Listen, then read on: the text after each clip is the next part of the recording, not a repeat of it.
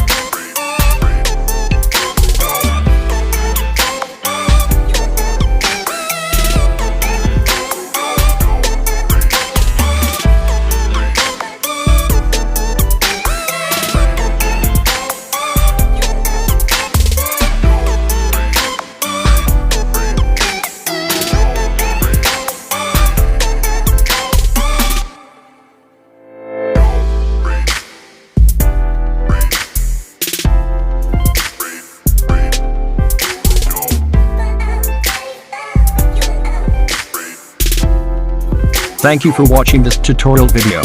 Don't forget to subscribe, like and comment. Stay tuned for more tutorials.